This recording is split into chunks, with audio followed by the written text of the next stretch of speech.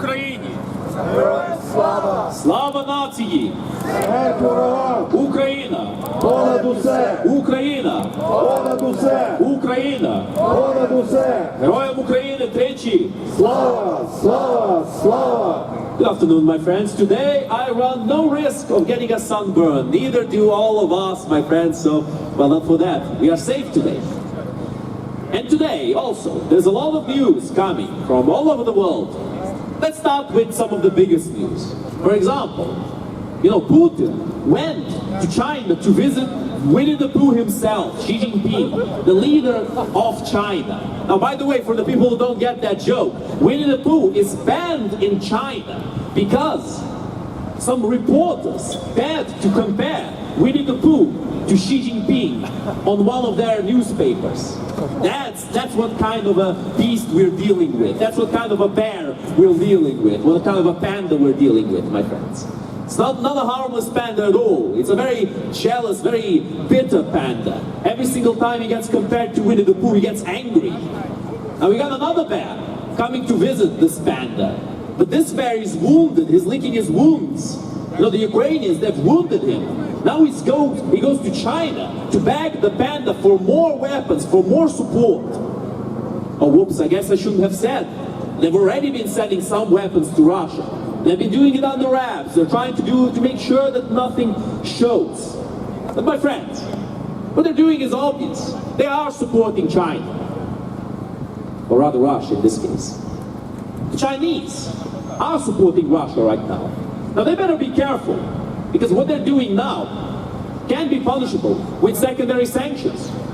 Now that finally the West is starting to wake up to the true threat of Russia, now that the West is finally noticing that Ukraine might be a rehearsal for the invasion of Taiwan, now they're starting to realize that they can't just throw Ukraine under the bus.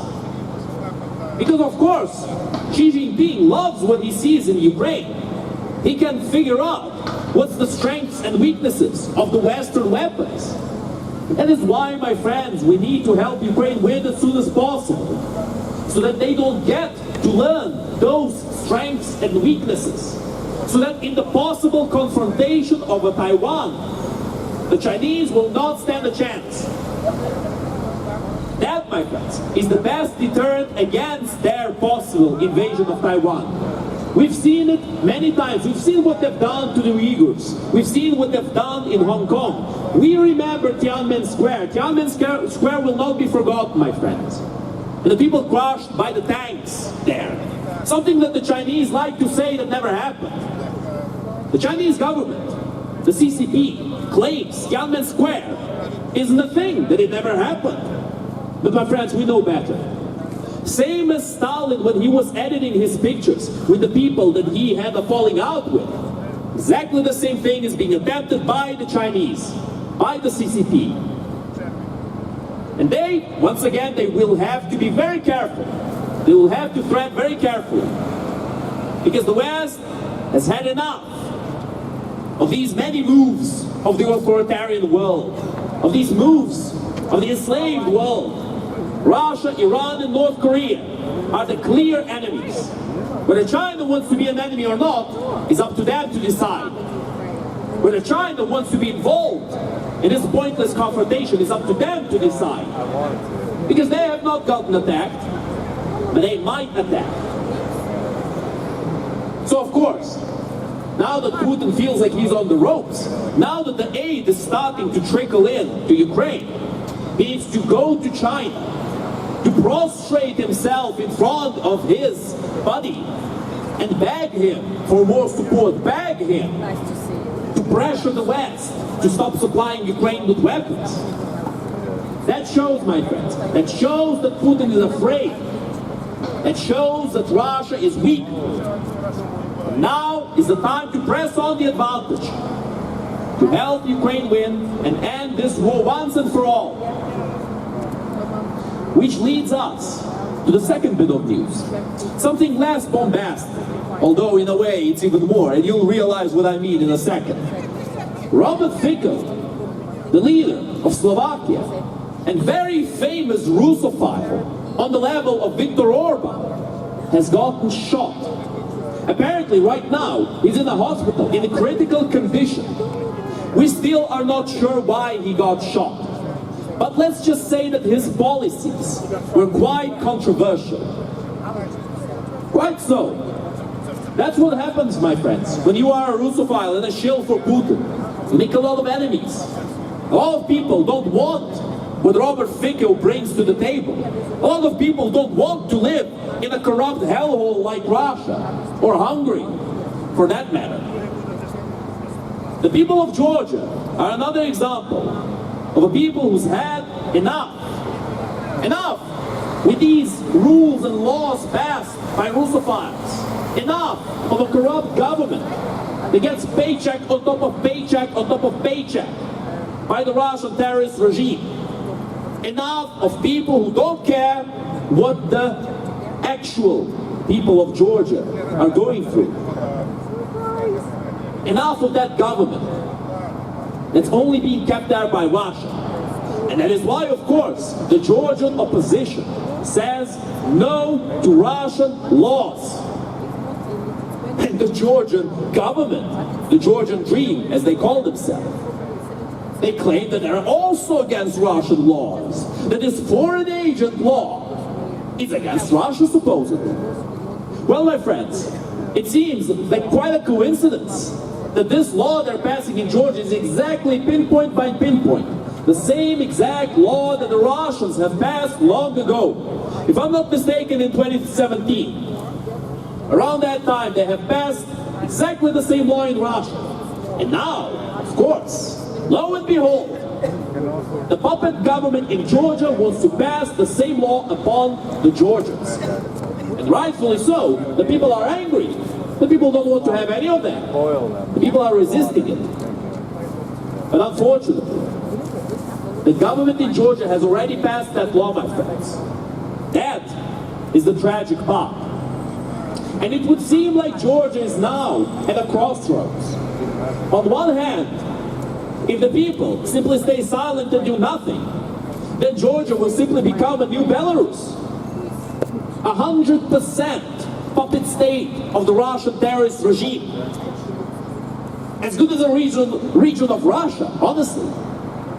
Like the Russians are planning to make Abkhazia and South Ossetia. They're already planning their invasion. Most likely it's coming very soon. And there could be another war in Georgia.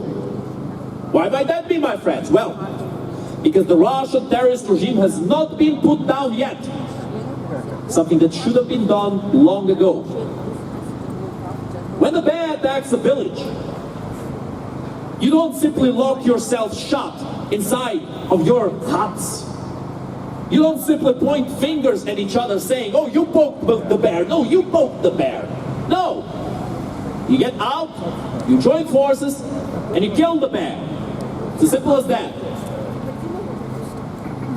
You don't try to negotiate with the bear. You don't say, oh, you were mean to the poor little bear. It didn't do you no harm. He was just sleeping, poor thing. You don't come up with conspiracies. No. You need to unite. We need to unite. Because together, my friends, together we stand. But if we are separated, we will fall for sure. All together, we will win. All together, we will win. All together, we will win. All together, we will win. All together, we will win. All together, we will win. Help Ukraine protect peace. Help Ukraine protect peace. Help Ukraine protect peace. Help Ukraine protect peace. Help Ukraine protect peace. Help Ukraine protect peace. Stop Russia, stop the war. Stop Russia, stop the war. Stop Russia, stop the war. Stop Russia, stop the war. Stop Russia, stop the war. Stop Russia, stop the war. That, my friends, is the only way we have of stopping this war, once and for all. Negotiations with a country that consistently breaks treaties are pointless. Negotiations with the Russian terrorist regime have failed many times in the past, and they will fail many times in the future if we are stupid enough to attempt it. We should not be stupid enough to attempt it. Let's just say that. No, this is a gift. We should learn with our mistakes. You know, Otto von Bismarck said that fools learn with their mistakes. Intelligent people learn with the mistakes of others. Those are wise words. Although there is nothing wrong with learning with your own mistakes, we should rather opt to learn with the mistakes of others, of those who have made those mistakes before us. Because at that point, we can prevent an issue instead of trying to stop an issue when it already began. This issue has already started long ago. Putin has been slowly but surely escalating. Not only in Ukraine, but in Eastern Europe and all over his borders. He's been slowly but surely pushing against the world order, against world peace, claiming that he wants this multipolar world, which in other words is his own personal excuse to commit whatever atrocity he desires in any country that he claims is his sphere of influence. That, my friend, is something absolutely disgusting. And the people who claim that he should be given what he wants should be ashamed of themselves. Ashamed of either their deceitfulness or their stupidity. One of the two. Because if you say that after all he's done, after all the treaties broken, Putin needs to be given a chance now, then you're either an idiot or you're being paid by him. It's as simple as that, my friends. We have heard what Putin wants from him. We've gotten it from the horse's mouth, as the saying goes, or from the Putin's mouth, in this case. We have seen what he wants to do, because he's done it already many times in the past. We have had many mistakes of others and of our own committed in terms of facing Putin. It's about time we learned. It's about time we changed. And we moved into a better future, a freer future, a future of diplomacy and of peace, and a future without the Russian terrorist regime. And my friends, the only way we have to finally stop the Russian terrorist regime is to help Ukraine win this war, to give Ukraine what is necessary to finally put an end to this great evil that is trying to bring back the past, bring back the genocidal Soviet Union, bring back the logic of Nazi Germany, of Hitler and of Stalin, and of many other genocidal maniacs of those days, who are trying to bring back what should never be brought back in the first place. That, my friends, is what we stand here for. And that is what we are going to achieve. If only we help Ukraine win. Fight the Jets for Ukraine! Fight the Jets for Ukraine! Fight the Jets for Ukraine! Fight the Jets for Ukraine! Fight the Jets for Ukraine! Fight the Jets for Ukraine! Air defense for Ukraine! Air defense for Ukraine! Air defense for Ukraine! Air defense for Ukraine! Air defense for Ukraine! Air defense for Ukraine! Tribunal for Russian war criminals! Tribunal for Russian war criminals! Tribunal for Russian war criminals! Tribunal for Russian war criminals! Tribunal for Russian war criminals! Tribunal for Russian war criminals! Seize Russian assets! Seize Russian assets! Seize Russian assets! Seize Russian assets! I'm sorry, guys. Tommy. That's a good one, though. Seize Russian assets! Seize Russian assets! Tommy, my friend, you can't say up when seize Russian assets. Thank you, thank you. And that's a good one, though. That's a good one. You know, just because people like it, we'll keep it. We'll keep this one. But my friends, I digress. Let's come back to the matter at hand.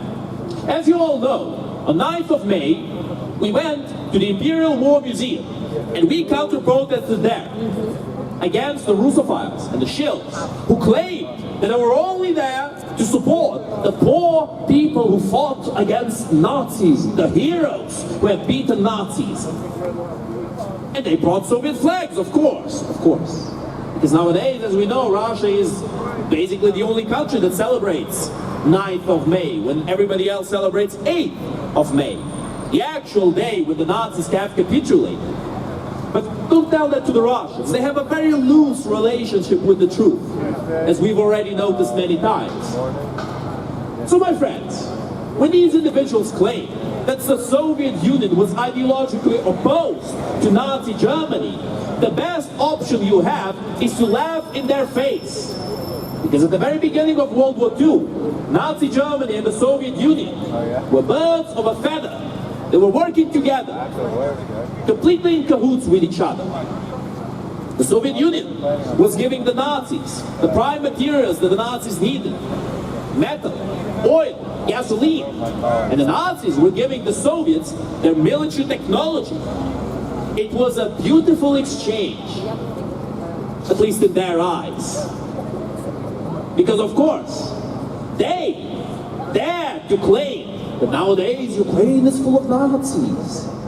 But they never admit that they shook hands and split Poland in half with the Nazis at the beginning of World War II in the Molotov-Ribbentrop Treaty. Stalin and Hitler have agreed to be in full cooperation on the invasion of Poland. And a lot more. But of course it never got to a lot more, because eventually the Soviets were betrayed. What a surprise! And you know what else is funny about this whole situation? There are many reports claiming that the only reason why the Soviets suffered such catastrophic casualties at the beginning of the invasion of the Soviet Union by the Nazis, or Operation Barbarossa as they called it, was because the Soviets were deploying for an offensive. So how funny is that? Birds of a feather indeed, both preparing to betray the other side in an agreement.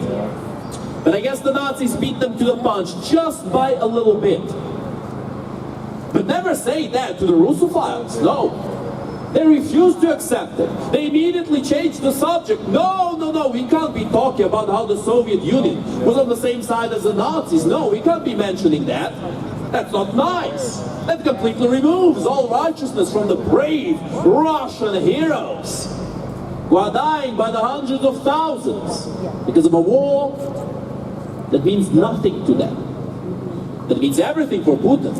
And to keep his plump behind on the throne in the Kremlin, and the great Khan of modern-day Russia, of this great kleptocracy, this country-sized criminal syndicate, the Potemkin country, that so many people from the far right and the far left romanticize to no end.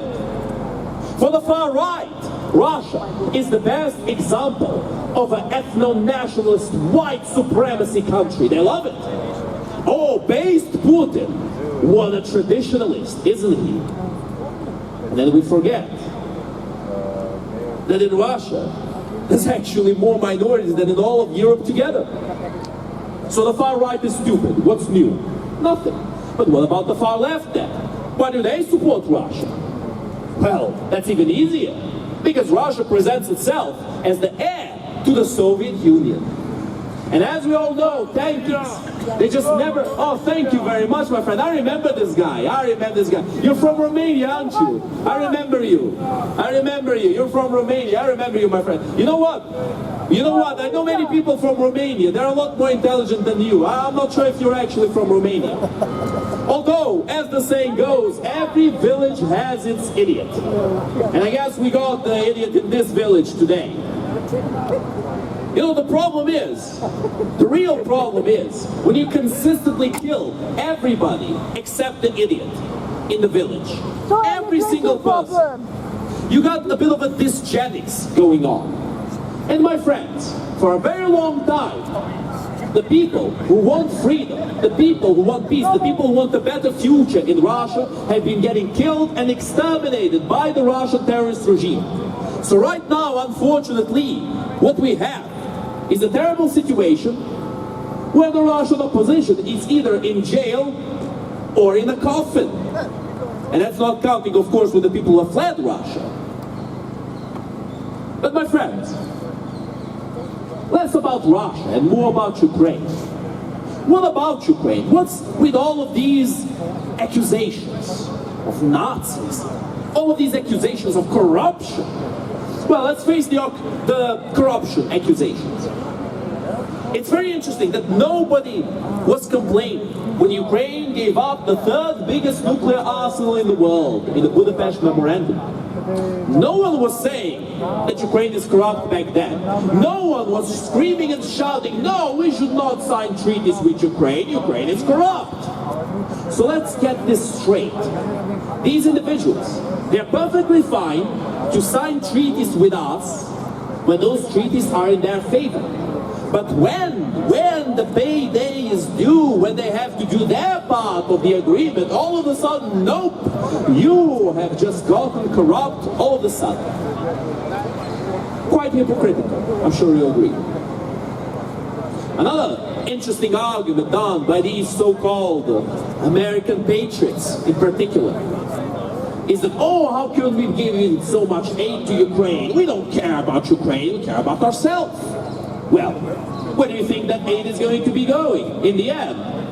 It's going to be going for the American, because Ukraine is going to buy their weapons from America with the aid provided by America. So in other words, that money does a full circle and returns to the Americans.